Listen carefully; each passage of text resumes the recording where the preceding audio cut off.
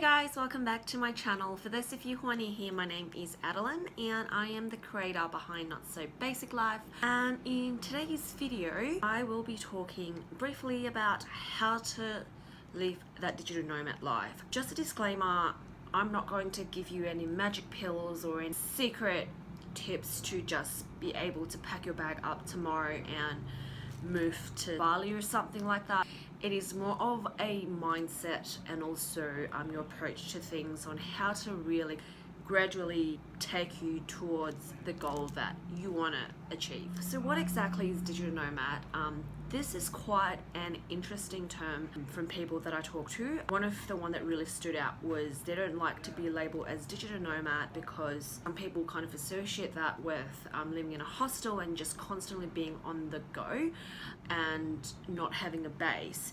So it's quite open to interpretation, but in today's context, when I refer to digital nomad, it is more of being location independent and being able to work wherever you want. Let me know down in the comments below what digital nomad means to you.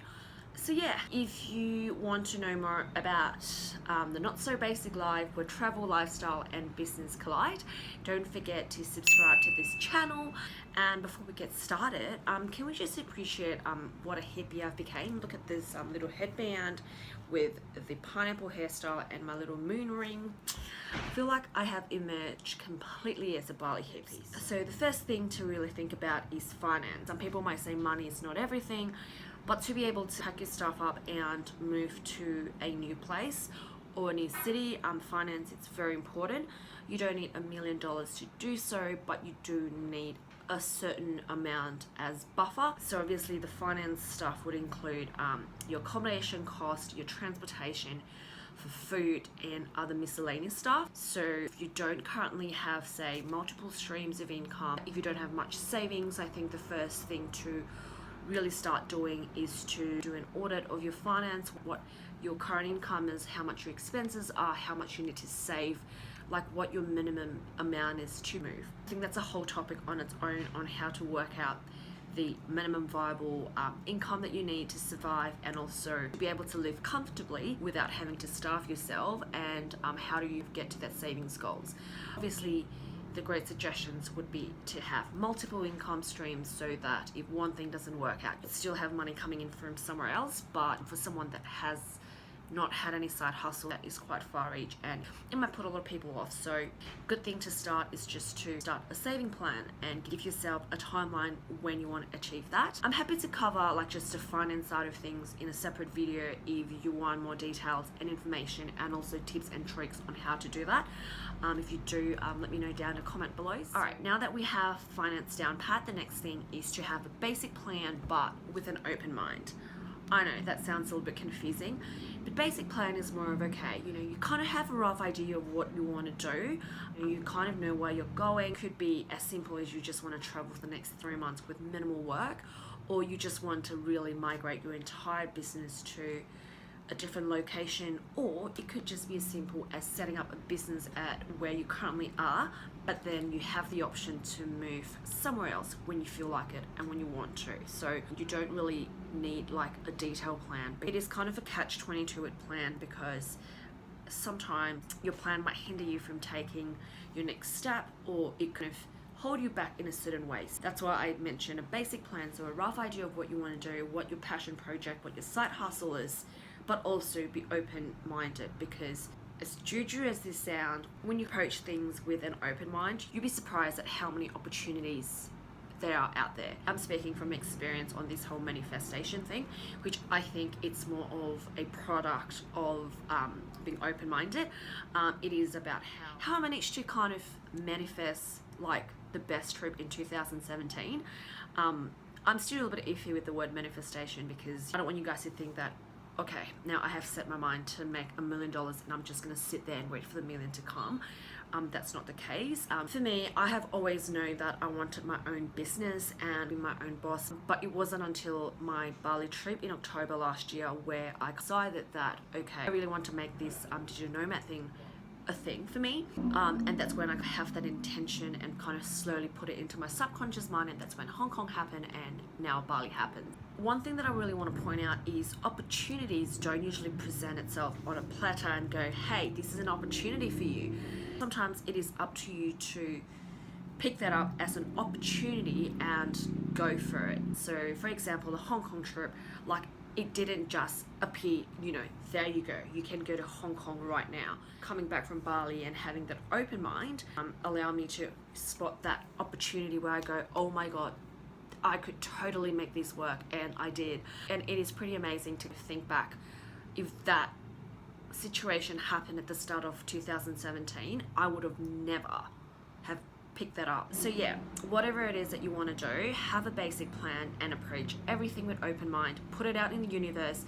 I think the more you're open to things, the more you kind of pick up what people talk about and what your surrounding is. Okay, so tip number 3 is that simple life. I think if you want to live that digital nomad lifestyle or being location independent, I think you have to live more of a simple life, only because number 1, it is a pain to pack a month worth of luggage into your suitcase. The less stuff you have, the better it is. Like when I'm here in Bali, I pretty much wear the same clothes every week, pretty much 5 outfits, send it to laundry and then repeat. Simple life is something that I have been learning and trying to live in the past year, and as cheesy as this sounds, I think it comes back to being fulfilled with your work. I remember back in my corporate days, somehow I feel the need to buy, like, say, even a magazine, a new top for work or whatever it is. But then now, when I first started doing this freelance gig, I wasn't earning as much as I used to, but I feel like I have so much more. And over time, I felt less desire to buy material goods. Don't get me wrong, I still love pretty shoes, pretty bags, and pretty everything. But then, rather than just impulse buy, I rethink and see, is this going to be an investment? Is this going to be something that I would use very often? Is this something that is worth the purchase? And also, being in Bali in October last year has really opened my eyes to conscious living. Again, that is a whole new topic to talk about. So it kind of all interlinks together, fast fashion, conscious living, and sustainability. Once you kind of be more aware of that, you realize that you don't really need as much as you do. So yes, if you want to live that location independent life, you do need to simplify your life, because you can't really be packing 50 lipsticks with you on the trip because you don't know when you need to use it and what color. True story, I used to do that. And tip number 4 is just start. Your head, your friends, or even your parents are going to tell you, what are you doing? What if you go there, you can't find a job? What if this? What if that? You should be. Just ignore all of them. These stuff is going to pop up every so often. But if you have been thinking about a side hustle or project that you would feel passionate and fulfilled about, just start. Like, it is not going to be easy. It is going to be a pain in the ass, and you will doubt yourself more so than ever. But trust me, once you get started, and once you kind of found your own momentum, it is a very fulfilling feeling. That fulfillment leads back to the simple life. You don't need to buy stuff to fill the void in your life. It might take you 3 months, 6 months, or 1 year before you're able to be completely location independent. But you would thank yourself a year later that you've started today. Because at the end of the day, it's up to you to decide if it's one day or day one. And that choice is yours. Let me tell you, I have been sitting on this thought for a very long time. Pretty much since I've moved away from accounting, and that was 5 years ago. Like, it wasn't until the last year and a half where I started being more serious about it. But I'm very fortunate and thankful for old Adeline that even though I wasn't sure what direction I wanted to go, I've started, because that kind of set me up for where I'm able to do what I do today.